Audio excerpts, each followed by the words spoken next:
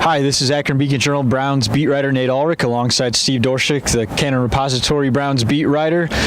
And we are here in Berea, snowy Berea, to preview Carolina Panthers at the Cleveland Browns. Steve, the Browns were on a little bit of a roll with back-to-back wins for the first time since 2014 until they came against the NFL's hottest team, the Houston Texans, and got beat pretty soundly in Houston.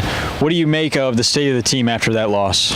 What I make of it, Nate, is that it was a really disappointing game to me from the standpoint the last time they bumped into the league's hottest team, the Kansas City Chiefs, they were okay for a while, and that was after falling hopelessly behind. And in this game, they were okay for a while at Houston when Baker Mayfield had quite a second half and they rallied. But to me, it was never a game. And to me, they're kind of left in the same place they were in Greg Williams' first game as the interim head coach. Not quite good enough to hang in there with a really, really good team. I think that's a great an honest view of the situation.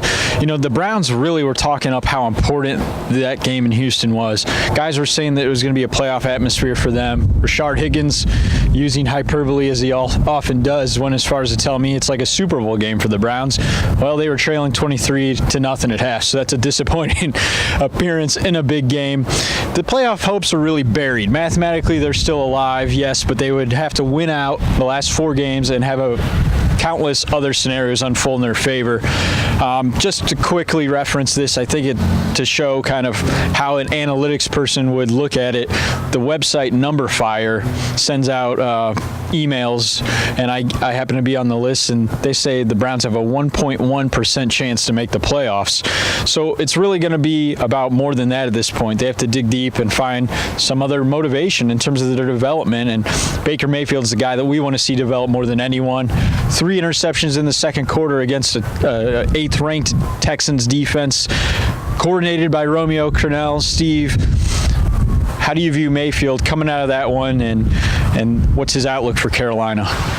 First of all, Nate, relative to the playoffs, far be it from me to throw any water on analytics after all the success analytics has had up here. But I actually think the Browns have a better than 1% chance of making the playoffs from this standpoint.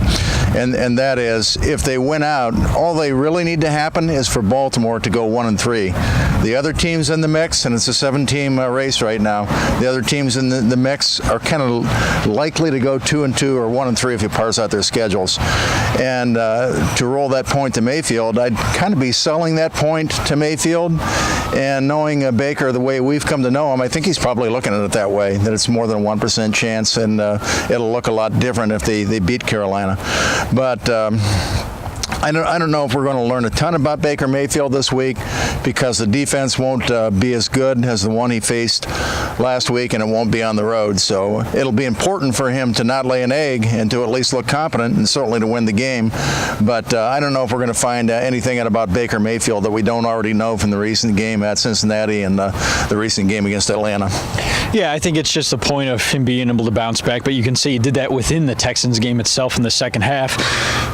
You could also argue that the Texans were laying off. They were up 23-0 at halftime. Good, I do. Yeah.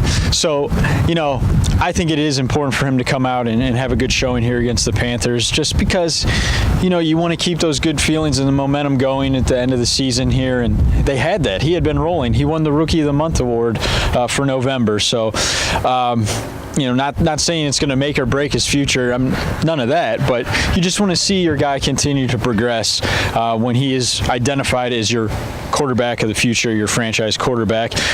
The Panthers have their quarterback and have for a long time in Cam Newton. He's dealing with the shoulder injuries. He's been limited with it, not throwing as far down the field with it consistently anyhow. When you look at the Browns defense and Cam Newton, how do you analyze the matchup that the Greg Williams and Blake Williams guys are going to be facing? Well, it's kind of a mystery simply because Newton is unique among quarterbacks. I mean, he's bigger than the other running quarterbacks, and he's a former league MVP, which speaks to the all-around play that got him in a Super Bowl. So I don't know quite what to expect. I think it'll be a really good test, and it'll be a point of good analysis for us to watch what the Browns do against a quarterback of that magnitude.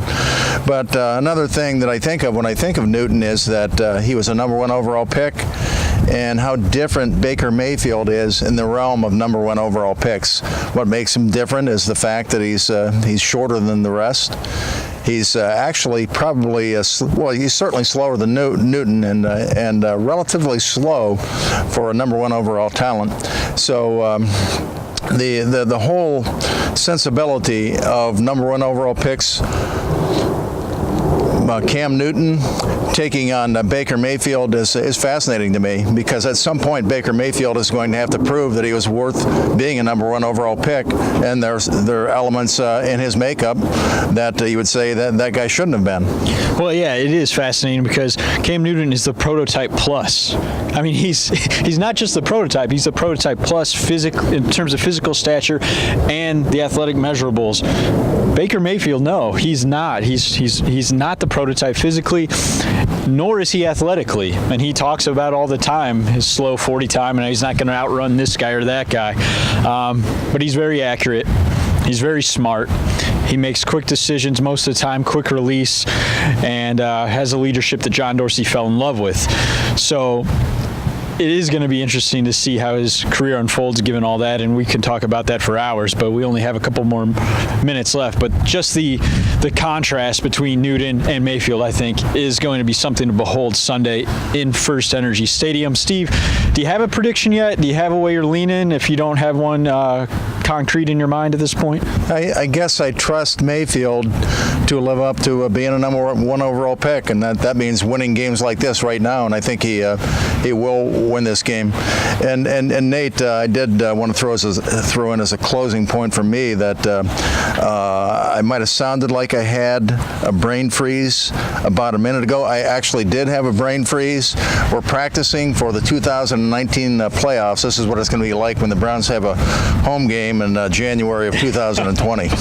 Well, that'll mean Baker Mayfield not only bounces back from the Texans game, but continues to roll. I'm going to go with the Browns. I actually am going to go with the Browns in this game, this home game. The Panthers, the record says it all. They're 6-6. They're okay. The Browns are obviously less than 500, but I think the Browns at home can do this. And just to throw this out there, with Number Fire only giving the Browns 1.1% chance to make the playoffs, they actually give them 54% chance to win this game. So slightly leaning toward the Browns, and I think I would take the Browns in a close one too. Thanks for watching.